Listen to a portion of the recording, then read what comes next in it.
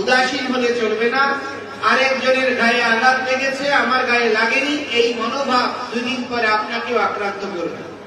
যারা ঘরের ভেতর বসে থাকবেন তারা ঘরে আগুন লেগে পুড়ে মরবেন, কিন্তু যদি ঘর থেকে বেরোন, অন্যের ঘরের আগুন নেভাতে চান, তাহলে আপনার জীবন বাঁচানোর সম্ভাবনা রয়েছে। ফিলিস্তিনের দুঃখে পৃথিবীর প্রত্যেকটা মানবতাবাদী মানুষরা কান্না করছে।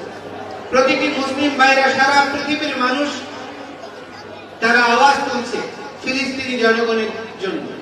কিন্তু দুর্ভাগ্যদায়ী, হিন্দুদের জন্য কেউ বললে সেটা দোষাবহ হয়ে যায়, সেখানে অন্য ধরনের উদ্দেশ্য খুঁজে বেড়ানো হয়।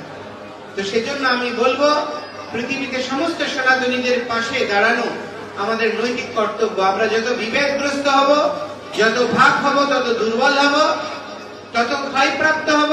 সাধু সন্ত, সমস্ত মঠ মিশন সবার দায়িত্বশীল ভূমিকা নিবানোর সুযোগ এসেছে। সকলকে পাশে দাঁড়ানোর প্রত্যয় জানিয়ে গোপাষ্টমীর বার্তা আমি পরিসমাপ্ত করছি। সবাইকে শুভ প্রণাম। হরে কৃষ্ণ।